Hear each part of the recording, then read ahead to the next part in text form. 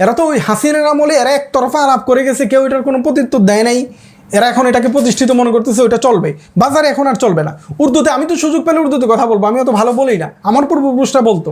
200 বছর আমাদের উপর যারা শাসন করছে ইংরেজ, যারা আমাদের 30,000 ওলামাকে মেরে ফেলছে, আমাদেরকে 200 বছর গোলাম করে রাখছে, তাদের ভাষা ইংরেজি ভাষা শেখাটাকে তো গর্বের বিষয় মনে করা হয়। যে দেশে একটা বড় সংখ্যক মানুষ উর্দু মিডিয়ামে পড়াশোনা করে, এখানে কাজী ইব্রাহিম সাহেব কথা বলছেন, তো কাজী ইব্রাহিম সাহেব তো উর্দু মিডিয়ামে পড়াশোনা করছেন। এই শাহবাগীদের প্রিয় শেখ মুজিব সাহেবের মূল উস্তাদ যিনি, মূল গুরু যিনি, হোসেন সৈয়দ সোহরাওয়ার্দী, তিনি তো উর্দু ভাষী মানুষ ছিলেন, বাংলা ভাষায় কথাও বলতে পারতেন না ঠিক মতো। নবাব সলিমুল্লাহ একজন উর্দু ভাষী মানুষ ছিলেন, ঢাকা নবাব পরিবার উর্দু ভাষী মানুষ। পাকিস্তানের সাথে উর্দু ভাষাকে মিলাইছি। পাকিস্তানে মাতৃভাষা হিসেবে উর্দু সম্ভবত 3 বা 4 নাম্বার, বরং পাকিস্তানের চেয়ে হিন্দুস্তানে মানে ভারতে, বর্তমান ভারতে বেশি উর্দু ভাষী মানুষ আছে। যখন উর্দু ভাষায় প্রথম কোরআনের অনুবাদ করা হয়, এটা ওলামারা এটাকে ফতোয়া দিয়েছিল যে এটা অনুবাদ করা জায়েজ দেয়। মোহাম্মদ আলী জিন্নাহ কিন্তু নিজে উর্দু ভাষী ছিলেন না, তিনি গুজরাটি ছিলেন, তিনি ইংরেজিতে কথা বলতেন বেশিরভাগ সময়। তিনি যে বিশ্ববিদ্যালয়ে পড়ান, ওই বিশ্ববিদ্যালয়ে একটা উর্দু বিভাগ আছে, ওখানে পড়াশোনা করা হয়, এখানে সর্বোচ্চ পড়াশোনা হয় উর্দু বিভাগে।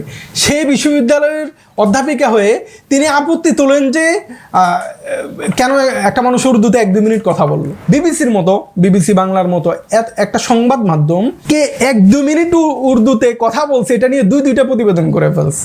উর্দুর পাশাপাশি বাংলাকেও রাষ্ট্রভাষা করার জন্য দাবি উঠানো হয়েছিল, কেউ উর্দুর বিরোধিতা করে না এই সময়। পাকিস্তানের সেনাবাহিনী বাঙালির উপর, বাংলাদেশের মানুষের উপর, নিজের ভাইদের উপর জুলুম করছে, ওটার বিরুদ্ধে মুক্তিযুদ্ধ হয়েছে। মুক্তিযুদ্ধের সাথে না ভাষার কোনো সম্পর্ক, না পাকিস্তানিদের কোনো সম্পর্ক।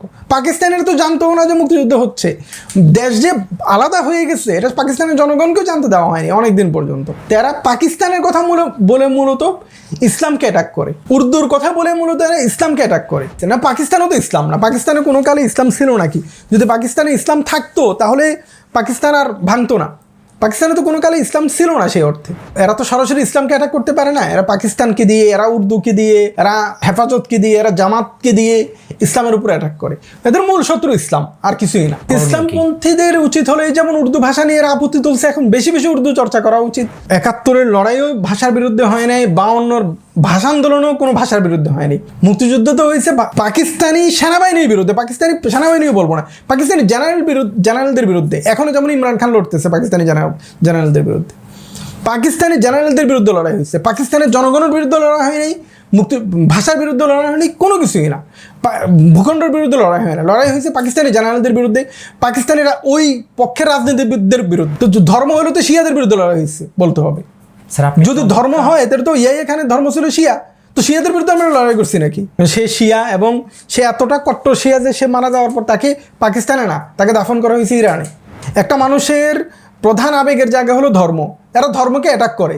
বিশেষ করে কৃষক শ্রমিকের আবেগের জায়গা হলো, প্রধান আবেগের জায়গা ধর্ম, তারা ধর্মকে অ্যাটাক করে বলে যে আমরা কৃষকের পক্ষে কথা বলবো। এই জন্য এই অঞ্চলের কোনো কৃষক এদেরকে গ্রহণ করছে? 2জন কৃষক দেখাইতে পারবে যারা বামপন্থী রাজনীতি করে, কৃষক মাঠের হাল চাষ করে আর বামপন্থী রাজনীতি করে? বরং মানে এরা তো লাঠি দিয়ে পিটাবে যখন শুনবে যে ইসলামের বিরুদ্ধে কথা বলে। বিসমিল্লাহির রহমানির রহিম।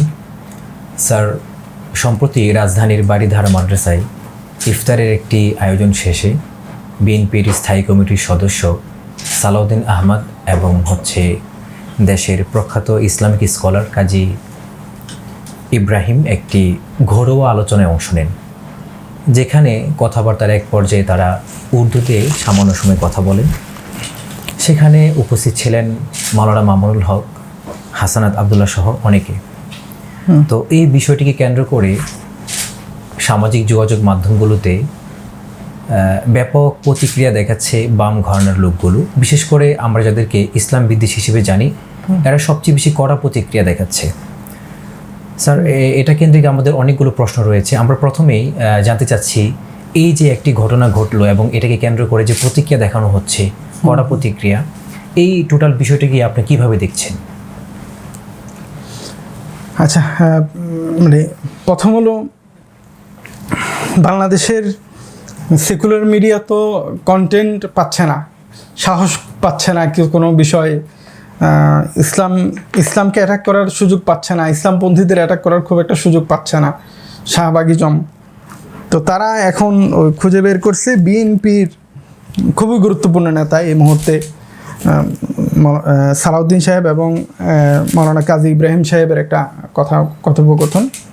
তো ওইখানে তারা 1-2 মিনিটের আলাপের মধ্যে কিছু শব্দ ব্যবহার করছে, এটা নিয়ে বিবিসির মতো আন্তর্জাতিক গণমাধ্যম দুইটা প্রতিবেদন করে ফেলছে।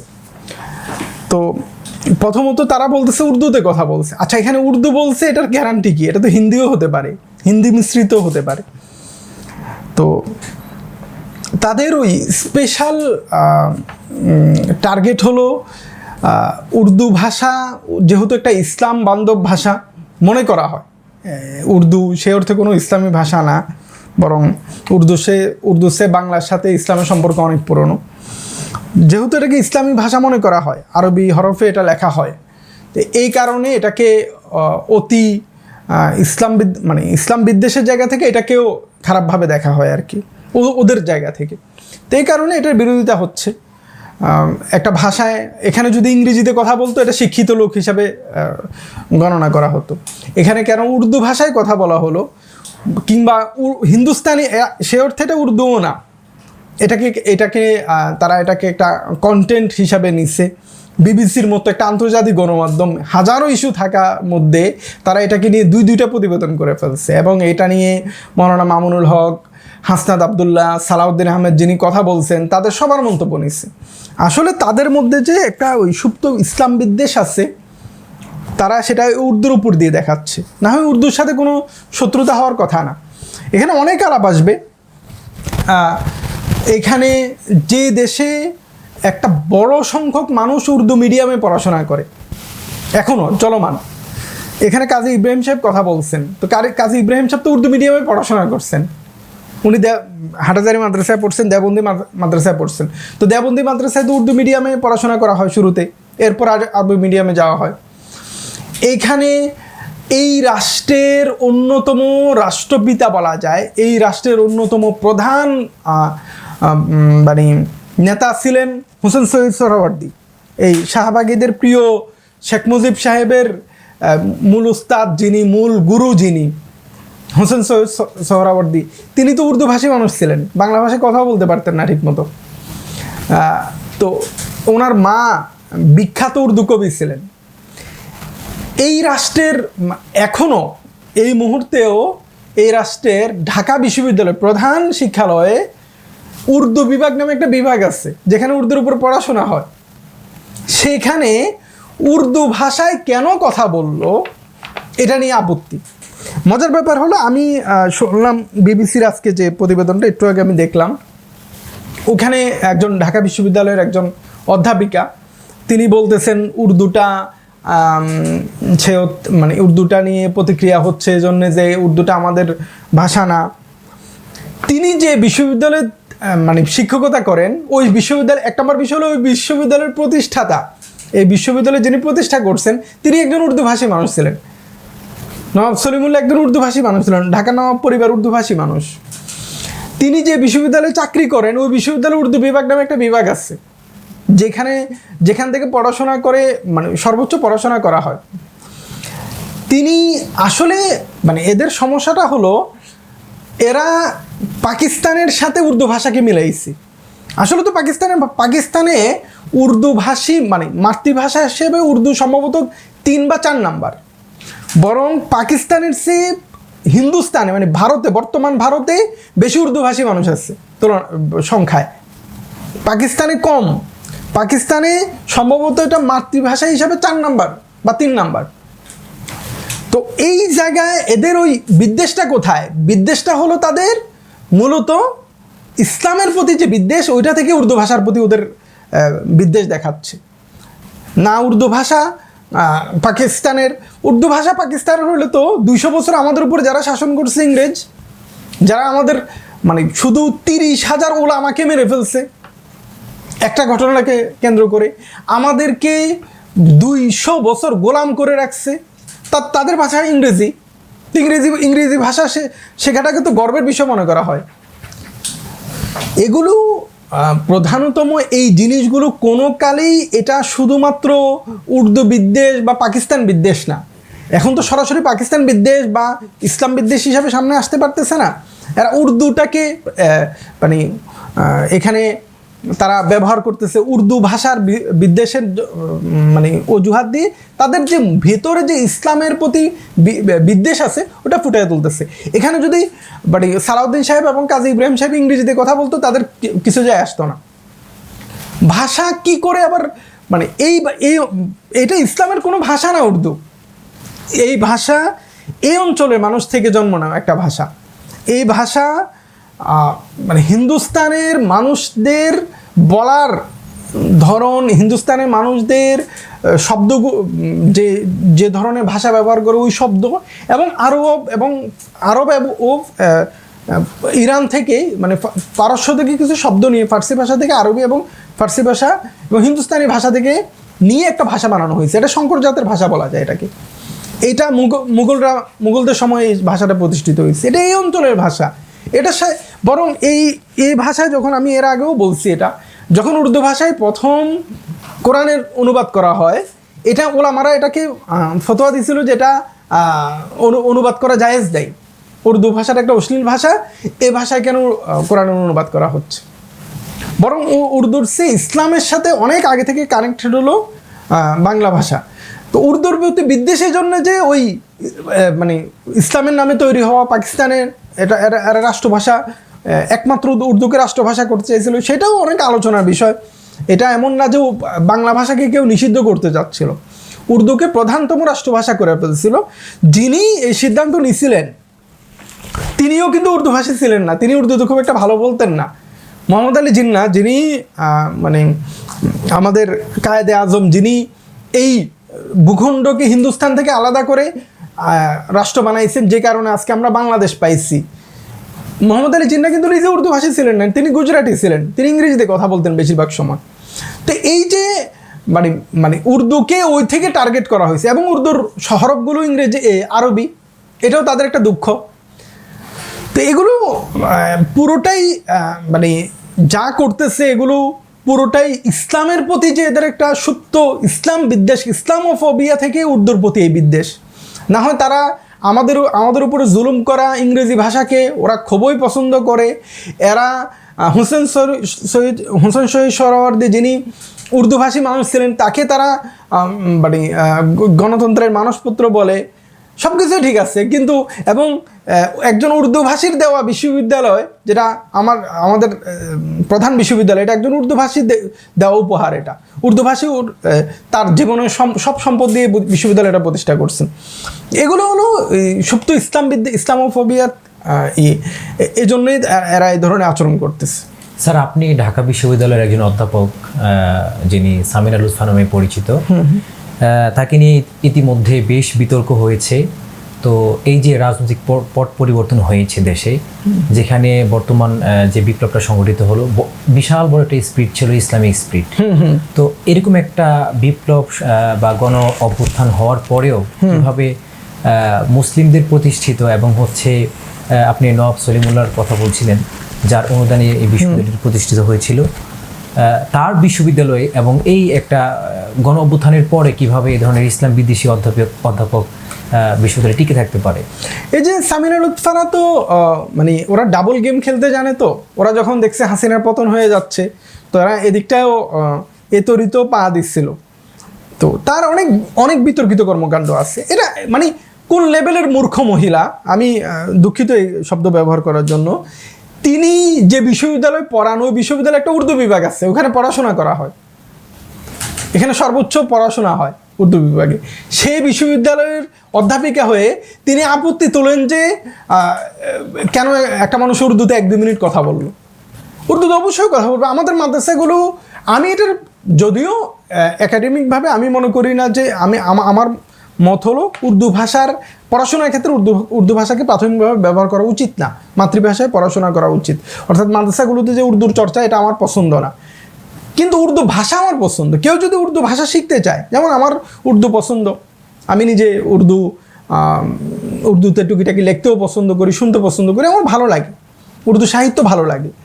উর্দু সাহিত্যে তো তাদের অন্যতম গুরু, মানে অনেক গুরু আছে তাদের, তারা যাদেরকে পছন্দ করে, এদের অনেক বড় বড়রা আছে উর্দুভাষী। যাই হোক, আমাদের আসলে এই সামিনা লুৎফার মতো এরা এদের ভেতরে যে ইসলামের প্রতি বিদ্বেষ, ওই বিদ্বেষটা এরা উর্দু ভাষা এবং বিবিসির মতো, বিবিসি বাংলার মতো একটা সংবাদ মাধ্যম কে 1-2 মিনিট উর্দুতে কথা বলছে, এটা নিয়ে 2-2টা প্রতিবেদন করে ফেলছে। ওই যে তাদের মধ্যে মানে একটা সেকুলার ইসলামোফোবিয়া ঢুকে আসছে, এটার মানে এরা প্রমাণ দিচ্ছে। উর্দু ভাষা নিয়ে তাদের না হয় অ্যালার্জি থাকার কথা না, উর্দু ভাষার সাথে মানে উর্দু ভাষার সাথে শত্রুতা কেন করবে? উর্দু ভাষাকে বলা হয়েছিল উর্দু বাংলা ভাই ভাই, মানে উর্দুর পাশাপাশি বাংলাকেও রাষ্ট্রভাষা করার জন্য দাবি উঠানো হয়েছিল। কেউ উর্দুর বিরোধিতা করে না এই সময়, বলছে উর্দুর পাশাপাশি বাংলাটাও যেন রাষ্ট্রভাষা করা হয়। এটাকে এরা এখন উর্দু বিদ্বেষে নিয়ে গেছে। আমাদের নবাব সলিমুল্লাহ, আমাদের নবাব সিরাজউদ্দৌলা, তিনি তো উর্দুভাষী ছিলেন। আমাদের লিডারদের, আমাদের খাজা নাজিমুদ্দিন পাকিস্তান আদায়ের, যদিও ওরা খাজা নাজিমুদ্দিনকে নিয়ে আপত্তি করে। গত এই হাসিনা গভর্নমেন্টের সময় তো ঢাকা বিশ্ববিদ্যালয় এলাকায় যে 3 নেতার মাজার, হোসেন সৈয়দ সোহরাওয়ার্দী, শেরেবাংলা এবং খাজা নাজিমুদ্দিনের কবর তুলে ধরে দাবি জানাইছে। কেন? তিনি নাকি ও বাংলা ভাষা নিয়ে, তো তিনি বাংলাভাষী ছিলেন না, তিনি বাংলা ভাষা নিয়ে তো তার দরদ থাকবে কেন? তিনি উর্দুভাষী ছিলেন। কিন্তু তাদের জায়গার উপর প্রতিষ্ঠিত ঢাকা বিশ্ববিদ্যালয় থেকে তার কবর সরায় দেওয়ার দাবি পর্যন্ত করছিল, তাকে স্বাধীনতা বিরোধী বানিয়ে দিচ্ছিল। স্বাধীনতার আরও মানে খাজা নাজিমুদ্দিন সম্ভবত 51-52-তে ইন্তেকালই করছেন। কোথায় মানে স্বাধীনতা আর কোথায় খাজা নাজিমুদ্দিন? এদের মানে মুসলিম কালচার, যেহেতু এই অঞ্চলের ইসলামিক কালচারের সাথে উর্দু ভাষার একটা সম্পর্ক আছে। আমি বললাম যে সোহরাওয়ার্দীর মা, আমি এই মুহূর্তে আমার নাম মনে পড়তেছে না, তিনি অনেক বড় উর্দু কবি ছিলেন, হোসেন সৈয়দ সোহরাওয়ার্দীর মা। এবং মানে আমাদের পূর্বপুরুষরাও উর্দু ভাষায় কথা বলতেন, উর্দুভাষী ছিলেন। তো এই জিনিসগুলো এদের সহ্য হয় না, এদের কষ্ট লাগে যে যেহেতু ইসলামিক কালচারের সাথে উর্দু ভাষার সম্পর্ক আছে, তো এটাকে ঠেকানো হোক, এর ছাড়া আর কিছুই না। স্যার, কায়েদে আজম মোহাম্মদ আলী জিন্নাহ রহমতুল্লাহ আলাইহি তিনি এই দেশে এসেছিলেন এবং বলেছিলেন যে উর্দুই হবে রাষ্ট্রভাষা। তো এটা নিয়ে পরে তো বৃহৎ হয়েছে, দেশের মানুষের মধ্যে ক্ষোভ দেখা দিয়েছে, অনেকে চেয়েছে যে রাষ্ট্রভাষা হবে বাংলা, এবং এটাকে ইস্যু করে কিন্তু যে আন্দোলনগুলো হয়েছে। কিন্তু পরবর্তীতে 69-এর নির্বাচনকে কেন্দ্র করে দেশ ভাগের যে প্রেক্ষাপটগুলো আছে, অনেকেই ভাবেন যে এটার মধ্যে হচ্ছে মূল দ্বন্দ্ব হচ্ছে ভাষা নিয়ে। তো সবাই এটাকেই বলতেছেন যে এটা হচ্ছে জুলুমের বিরুদ্ধে ন্যায়ের সংগ্রাম। তো ভাষার বিরুদ্ধে যে এটা একেবারে হাস্যকর কথা। এই ভাষা কেন্দ্রিক কিছুই না, ভাষা ছিল মানে এটা মোহাম্মদ আলী জিন্নাহর যুক্তি ছিল যে আমাদের একটা ভাষা হওয়া চাই পুরো পাকিস্তানে, কারণ পাঞ্জাবিরা পাঞ্জাবি অন্য ভাষায় কথা, আমি যেটা বললাম, পাকিস্তানে কিন্তু পাকিস্তানের মানুষ উর্দু ভাষায় কথা বলে না, তারা ওখানে পশতুনরা পশতু ভাষায় কথা বলে, সিন্ধিরা সিন্ধি ভাষায় কথা বলে, বিশেষ করে সবচেয়ে বড় অংশ পাঞ্জাবি ভাষায় কথা বলে, সারাইকি ভাষায় কথা বলে। উর্দু ওখানে মাতৃভাষা হিসাবে 4 নাম্বার। হ্যাঁ, একটা রাষ্ট্রীয় ভাষা, মানে যেই ভাষা দিয়ে সবাই একে অপরের সাথে, বিভিন্ন ভাষাভাষী মানুষ একে অপরের সাথে কানেক্ট হবে। পাকিস্তানে শুধু উর্দু ভাষার চর্চা হলো করাচিতে, যেখানে ভারতের বিভিন্ন জায়গা থেকে যে মুসলমানরা যে শহরে যে নিজেদের বাসস্থান করছে, ওইখানে মানুষ উর্দুতে কথা বলে। বরং ভারতে উর্দুভাষী মানুষ বেশি, মানুষ জানেও না, এটা মনে করে যে এটা পাকিস্তানের ভাষা, এটা যেন পাকিস্তানের সম্পদ। ভারতে উর্দুভাষী মানুষের সংখ্যা অনেক বেশি পাকিস্তানের তুলনায়। তো এইটা আসলে মোহাম্মদ আলী জিন্নাহ যেটা চাইছিলেন, তিনি চাইছিলেন একটা কমন ভাষা থাকুক, যে ভাষার সাথে সবাই যে ভাষায় বুঝবে। এটা অনুচিত ছিল, কারণ এখানে একটা বিশাল প্রায় 7 কোটি মানুষ বাংলা ভাষায় কথা বলে। তো এই 7 কোটি মানুষ বা 6 কোটি মানুষের ভাষাটাকে রাষ্ট্রভাষা করা হোক পাশাপাশি, এটা দাবি ছিল, এটা দাবি মেনে নেওয়া হয়েছে। এটার সাথে মুক্তিযুদ্ধ ছিল জেনারেলদের বিরুদ্ধে, পাকিস্তান সেনাবাহিনীর বিরুদ্ধে, ওইটা নিয়ে এটার সাথে একটা মিলানোর কোনো দরকার নেই। পাকিস্তানের সেনাবাহিনী বাঙালির উপর, বাংলাদেশের মানুষের উপর, নিজের ভাইদের উপর জুলুম করছে, ওটার বিরুদ্ধে মুক্তিযুদ্ধ হয়েছে। মুক্তিযুদ্ধের সাথে না ভাষার কোনো সম্পর্ক, না পাকিস্তানিদের কোনো সম্পর্ক। পাকিস্তানের তো জানতেও না যে মুক্তিযুদ্ধ হচ্ছে। দেশ যে আলাদা হয়ে গেছে এটা পাকিস্তানের জনগণকেও জানতে দেওয়া হয়নি অনেক দিন পর্যন্ত। 16 ডিসেম্বর যে ওরা আত্মসমর্পণ করছে এটা পর্যন্ত জানতে দেওয়া হয়নি পাকিস্তানের জনগণকে। তো এগুলো পলিটিক্যালি এরা পাকিস্তান বলতে, আসলে তো এরা বলতে পারে না যে ইসলাম নেব না। যেমন আওয়ামী লীগ বলতো যে জিয়া পাকিস্তান, বাংলাদেশকে পাকিস্তানের মধ্যে বানায় ফেলছে, জিয়া পাকিস্তানপন্থী। আসলে মূলত এরা জিয়া যেহেতু একটা ইসলামী জাতীয়তাবাদ বা বাংলাদেশ জাতীয়তাবাদের মধ্যে মুসলিমদেরকে প্রাধান্য দিয়ে, তারা পাকিস্তানের কথা বলে মূলত ইসলামকে অ্যাটাক করে, উর্দুর কথা বলে মূলত এরা ইসলামকে অ্যাটাক করে। এটা হলো ওদের মানে বিশাল রাজনৈতিক প্ল্যানের একটা অংশ এটা। স্যার, উর্দু বিদ্বেষ বা ওদের নর্মালি উর্দুর প্রতি একটা বিদ্বেষ কাজ করে, কিন্তু উর্দু বিদ্বেষ ইসলাম বিদ্বেষে কেন রূপ নিল না? এরা যে মানে আসলে তো উর্দুকে ওরা ইসলামের বানাইছে না। পাকিস্তানও তো ইসলাম না, পাকিস্তানে কোনো কালে ইসলাম ছিল নাকি? যদি পাকিস্তানে ইসলাম থাকতো তাহলে পাকিস্তান আর ভাঙতো না। পাকিস্তানে তো কোনো কালে ইসলাম ছিল না সেই অর্থে। তো এটা আসলে এরা তো সরাসরি ইসলামকে অ্যাটাক করতে পারে না। এরা পাকিস্তানকে দিয়ে, এরা উর্দুকে দিয়ে, এরা হেফাজতকে দিয়ে, এরা জামাতকে দিয়ে ইসলামের উপরে অ্যাটাক করে। এদের মূল শত্রু ইসলাম, আর কিছুই না। তো এই নর্মাল ইস্যুকে কেন্দ্র করেও বিবিসির মতো একটা আন্তর্জাতিক গণমাধ্যম কেন ইসলাম বিদেশিদেরকে হাইলাইট করে 2টা রিপোর্ট করলো?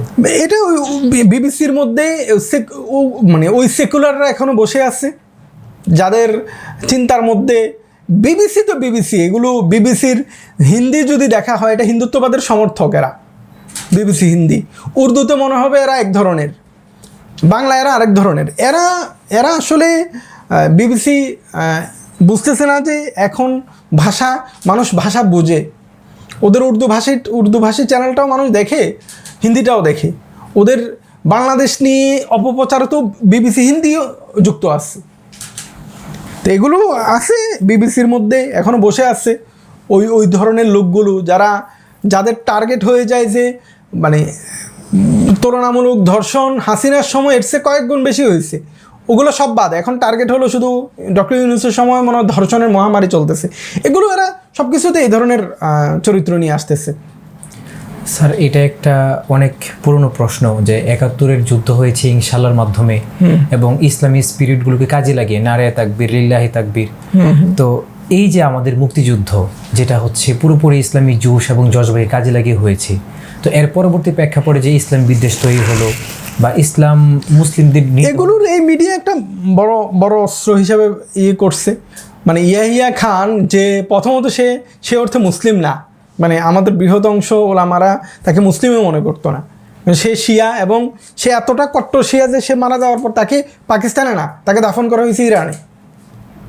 তো সে ইয়াহিয়া খানের সময় শাসনকে মনে হয় যারা ইসলামের আমিরুল মুমিনিনের শাসন ছিল, এই জন্য ওই শাসনের বিরুদ্ধে কথা বলতে হবে। ওই শাসনের বিরুদ্ধে কথা বলে মানে ইয়াহিয়া খান মানে ইসলাম।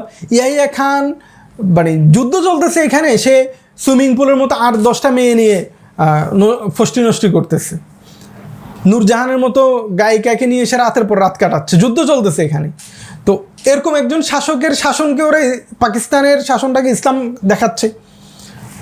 এরা আসলে যে এদের তো ইসলামের প্রতি ইসলাম নিয়ে এদের এনার্জি, তারা ওই ইয়াহিয়া খানকেও আমিরুল মুমিনিন টাইপের বানায়া ইসলামকে অ্যাটাক করে, উর্দুকেও ইসলামের ভাষা বানায়া ইসলামকে অ্যাটাক করে। এদের ওই বিদ্বেষ ওই জায়গাগুলো থেকে, পাকিস্তান, উর্দু সব এগুলো অজুহাত, বাস্তবে হলে টার্গেট হলো ইসলাম। স্যার, 24শে জুলাই পরবর্তীতেও ইসলাম বিদ্বেষীরা এখনও, যেমন সামিনা লুৎফার কথা বললাম, সে এখনও ঢাকা ভার্সিটির তার শপথে বহাল আছে। এমন প্রতিটি ক্ষেত্রে তথাকথিত সেকুলার যারা ইসলাম বিদ্বেষী এরা স্বপদে বহাল আছে। এমত অবস্থায় ইসলামপন্থীদের বিশেষ করে এই বিদেশিদের হাত থেকে রক্ষা পাওয়ার জন্য কি করতে পারে ইসলামপন্থীদের? ইসলামপন্থীদের উচিত হলে, যেমন উর্দু ভাষা নিয়ে এরা আপত্তি তুলছে, এখন বেশি বেশি উর্দু চর্চা করা উচিত, মোশায়েরার আয়োজন করা উচিত। উর্দু আমি বলতেছি না শুধু ইসলামপন্থীদের, যারা বাংলাদেশপন্থী এবং যারা বামপন্থী, এরা ফায়েজ আহমদ ফায়েজকে নিয়ে আলোচনা করতে পারে। ভারতে যে সেকুলারদের আন্দোলন, এই যে কানহাইয়া কুমারদের আন্দোলন, এটা প্রধানতম ছিল হাম দেখেঙ্গে, ফায়েজ আহমদ ফায়েজের হাম দেখেঙ্গে গানটা ওখানে সবচেয়ে জনপ্রিয় হয়েছিল। তো এই যে এই টাইপের মানে এটা তো ফায়েজ কিন্তু বামপন্থী ছিল, বামপন্থী তো উর্দু চর্চা করুক বামপন্থীরাও, এরাও তো ইসলামোফোবিয়া থেকে ওইখানে ওরা এই কাজটা করবে না। এটা তো আমাদের উচিত হলো প্রচুর পরিমাণ উর্দু চর্চা করা, যারা উর্দু বোঝেন, মানে এমন না যে যারা উর্দু বোঝেন না তারা উর্দু চর্চায় চলে যাক, এটা দরকার নেই। যারা উর্দু বোঝেন, উর্দু পছন্দ করেন, এদের প্রকাশ্য উর্দু চর্চা করা উচিত। উর্দুটা সুন্দর ভাষা, আমাদের অঞ্চলের ভাষা, এই অঞ্চলের মুসলমানদের ভাষা, হুসেন শহীদ সরোয়ারদের ভাষা, আমাদের পূর্বপুরুষদের ভাষা, এই ভাষায় আমাদের নবাবদের ভাষা, এই ভাষাটা কেন আমরা পর করে দেব? এটা আমাদের ভাষা, এটা চর্চা করা উচিত। এটা সুন্দর ভাষা, উর্দুর মতো সুন্দর ভাষা পৃথিবীতে খুব কম আছে। এটা হিন্দুস্তানি শব্দকোষ থেকেই তো নিয়ে নেওয়া ভাষা, এটা আমাদের এই অঞ্চলের মানুষদের ভাষা। এটা উর্দু চর্চা করা উচিত, প্রচুর করা উচিত। উর্দুতে লেখালেখি করা উচিত, উর্দুতে গান গাওয়া উচিত। কাওয়ালি, এটা তো উর্দু গান, কাওয়ালি তো মূলত উর্দু। ওই সময় তো তারা বলতে পারে নাই, এখন এরা সুযোগ পেলেই বলবে উর্দু গান কেন গাওয়া হচ্ছে। স্যার, আমি সামিনা লুৎফার একটা কথা কোট করছি।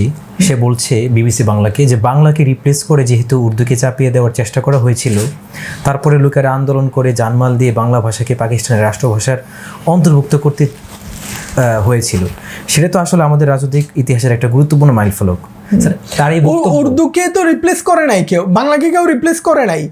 মানে ওই সময় তো ওকে পাঞ্জাবিকে রিপ্লেস করছিল নাকি? এটা হলো ভাষাকেন্দ্রিক মানুষের পাকিস্তান যেহেতু একটা নতুন রাষ্ট্র হয়েছে, একটা ভাষার উপরে রাষ্ট্রকে রাষ্ট্র কাঠামোকে একটা ভাষার উপরে আনার জন্য চেষ্টা হয়েছিল যে একটা ভাষাই থাকবে, কমন ভাষা। প্রত্যেকের তো ভাষা থাকবেই, কিন্তু একটা কমন ভাষা থাকবে, এটা উর্দু। রিপ্লেস তো করে না। কে বলছে নাকি বাংলা নিষিদ্ধ, বাংলা আজকে থেকে বলতে পারবে না? তাহলে এটা কেন বলতো যে উর্দু বাংলা ভাই ভাই? তো এইটা মানে ভাষার সৌন্দর্যের কারণে করা হয়েছিল। তো যাই হোক, এগুলো হলো এদের যে ইসলামোফোবিয়া থেকে এরা এই ধরনের কাজগুলো করতেছে, এর বেশি না। স্যার, এই যে উর্দু ভাষার প্রতি যে একটা বিরূপ প্রতিক্রিয়া দেখাচ্ছে, এটা বলে যে আমাদের লড়াই হয়েছিল ভাষার বিরুদ্ধে, তো একটা স্বাভাবিক একটা প্রশ্ন চলে আসে যে ৭১-এর যুদ্ধ কি ভাষার বিরুদ্ধে হয়েছিল না জুলুমের বিরুদ্ধে হয়েছিল? ৭১-এর লড়াইও ভাষার বিরুদ্ধে হয় নাই, ৫২-র ভাষা আন্দোলনও কোনো ভাষার বিরুদ্ধে হয়নি। ৫২-র ভাষা আন্দোলন ছিল আমরা বাংলাকেও রাষ্ট্রভাষা চাই। মানে কেউ বলে নাই যে উর্দুকে রাষ্ট্রভাষা রাখবেন না, এটা বলে নাই। বাংলাকেও রাষ্ট্রভাষা চাই। পাকিস্তান রাষ্ট্রে উর্দুকে মাইনাস করলে তো বেশিরভাগ মানুষ কথাই বলতে পারতো না, মানে একটা বড় অংশ মানুষ। বলা হয়েছিল বাংলাও আমাদেরকে, আমরা যেহেতু বাংলাভাষী এত বড় সংখ্যক একটা মানুষ, তো বাংলাও রাষ্ট্রভাষা করা হোক। আর মুক্তিযুদ্ধের তারও তো যদি ভাষার বিরুদ্ধে লড়াই হতো, তো ভাষা তো ১৯৫২ সালে সমস্যার সমাধান হয়ে গেছে, তো মুক্তিযুদ্ধে কেন হতো? মুক্তিযুদ্ধ তো হয়েছে পাকিস্তানি সেনাবাহিনীর বিরুদ্ধে, পাকিস্তানি সেনাবাহিনীও বলবো না, পাকিস্তানি জেনারেলদের বিরুদ্ধে। এখনও যেমন ইমরান খান লড়তেছে পাকিস্তানি জেনারেলদের বিরুদ্ধে, পাকিস্তানি জেনারেলদের বিরুদ্ধে লড়াই হয়েছে। পাকিস্তানের জনগণের বিরুদ্ধে লড়াই হয় নাই, ভাষার বিরুদ্ধে লড়াই হয়নি, কোনো কিছুই না। ভূখণ্ডের বিরুদ্ধে লড়াই হয় না, লড়াই হয়েছে পাকিস্তানি জেনারেলদের বিরুদ্ধে, পাকিস্তানিরা ওই পক্ষের রাজনীতিবিদদের বিরুদ্ধে যারা বাঙালিদের অধিকার দিতে চায় নাই, বাংলাদেশের মানুষ এই অঞ্চলে মানুষের অধিকার দিতে চায় না, তাদের বিরুদ্ধে লড়াই হয়েছে। না ভাষার বিরুদ্ধে লড়াই হয়েছে, না কোনো জাতির বিরুদ্ধে লড়াই হয়েছে, না কোনো ধর্মের বিরুদ্ধে লড়াই হয়েছে, না কোনো বৃহৎ অর্থে কোনো সেনাবাহিনীর বিরুদ্ধে লড়াই হয় না। লড়াইটা হয়েছে জেনারেলদের বিরুদ্ধে। জেনারেলরা যুদ্ধ চাপায় দিচ্ছে। তো ধর্ম হলো তো শিয়াদের বিরুদ্ধে লড়াই হয়েছে বলতে হবে। স্যার, যদি ধর্ম হয় তাহলে তো এখানে ধর্ম ছিল শিয়া, তো শিয়াদের বিরুদ্ধে আমরা লড়াই করছি নাকি? যদি মানে জাতি হয় তাহলে তো পাঞ্জাবি, এখান পাঞ্জাবি ছিল, পাঞ্জাবির বিরুদ্ধে আমরা লড়াই করছি নাকি? এগুলো একেবারেই অযৌক্তিক আলাপ। এরা তো ওই হাসিনার আমলে এরা একতরফা আলাপ করে গেছে, কেউ এটার কোনো প্রত্যুত্তর দেয় নাই। এরা এখন এটাকে প্রতিষ্ঠিত মনে করতেছে ওইটা চলবে, বাজারে এখন আর চলবে না। উর্দুতে আমি তো সুযোগ পেলে উর্দুতে কথা বলবো, আমি অত ভালো বলি না, আমার পূর্বপুরুষরা বলতো, আমি বলি না, আমি চেষ্টা করবো উর্দু ভাষায় কথা বলতে। উর্দু ভাষায় কথা সুন্দর ভাষা, কেন বলবো না? স্যার, আপনি চমৎকার বলেছেন যে লড়াইগুলো হয়েছিল, আন্দোলনগুলো হয়েছিল, এর মধ্যে এমনকি ৫২-র যে আন্দোলন হয়েছিল সেটাও উর্দু ভাষার বিরুদ্ধে হয়নি, বরঞ্চ রাষ্ট্রভাষা বাংলা চাই এই কারণে হয়েছে। বাংলা কেউ রাষ্ট্রভাষা চাই। উর্দু কেন্দ্রিক যে এদের যে বিদ্বেষ, সেটা ইসলাম বিদ্বেষে রূপ নিল কেন? এই যে এরা তো মূলত এই বামপন্থীরা তো শুরু থেকেই ইসলামের প্রতি এদের অ্যালার্জি আছে, ইসলামের প্রতি একটা বিদ্বেষ আছে। এই অঞ্চলের বামপন্থীরা, এটা একটা লম্বা আলাপ। এই অঞ্চলের বামপন্থীরা এখানে যদিও কমিউনিজমের আন্দোলনের সাথে শুরুতে আমারও যুক্ত ছিল। মৌলানা ভাসানী, মৌলানা হাসরাত মোহানি কমিউনিস্ট পার্টির প্রতিষ্ঠাতা ছিলেন, মোজাফফর আহমদের মতো লোকেরা মুসলিমরাই ছিলেন। পরবর্তীতে এটা মানে ওরা পশ্চিম থেকে কপি পেস্ট করছে। এখানে পশ্চিমে যেহেতু গির্জার বিরুদ্ধে লড়াই ছিল, এরা এখানে মসজিদ আর ইসলামের বিরুদ্ধে লড়াই শুরু করছে। এটা তো সফল হয়ই নাই, এবং পাকিস্তান আমলে কমিউনিস্ট পার্টি নিষিদ্ধ ছিল। এরা এসব কারণে এদের লড়াইটা পুরোটা ইসলামের বিরুদ্ধে চলে গেছে। এরা জনগণের পক্ষে, মানে জনগণকে গালি দিয়ে জনগণের পক্ষে কথা বলে দাবি করে। একটা মানুষের প্রধান আবেগের জায়গা হলো ধর্ম, এরা ধর্মকে অ্যাটাক করে। বিশেষ করে কৃষক শ্রমিকের আবেগের জায়গা হলো, প্রধান আবেগের জায়গা ধর্ম, তারা ধর্মকে অ্যাটাক করে বলে যে আমরা কৃষকের পক্ষে কথা বলবো। এই জন্য এই অঞ্চলের কোনো কৃষক এদেরকে গ্রহণ করছে? 2 জন কৃষক দেখাইতে পারবে যারা বামপন্থী রাজনীতি করে? কৃষক মাঠের হাল চাষ করে আর বামপন্থী রাজনীতি করে। বরং মানে এরা তো লাঠি দিয়ে পিটাবে যখন শুনবে যে ইসলামের বিরুদ্ধে কথা বলে। কৃষকের কাছে সবচেয়ে প্রিয় হলো তার ধর্ম, শ্রমিকের কাছে সবচেয়ে প্রিয় হলো তার ধর্ম, ওরা ধর্মকে অ্যাটাক করে। এই জন্য এই অঞ্চলে তো মানে বামপন্থীরা কোনোভাবে নিজেদের স্থান করে নিতে পারে নাই। এবং এদের এই মানে ইসলামের ব্যাপারে এদের যে ইসলামোফোবিয়ার কারণে এরা জনবিচ্ছিন্ন হয়েছে, এরা এলিটদের পার্টি হয়েছে আজীবন। যাই হোক, এগুলো আরও লম্বা আলোচনা আছে, কখনো যদি সুযোগ হয় বামপন্থীদের এই কার্যকলাপ নিয়ে আমরা আলোচনা করবো ইনশাআল্লাহ। স্যার, আপনার প্রতি অসংখ্য কৃতজ্ঞতা। ধন্যবাদ।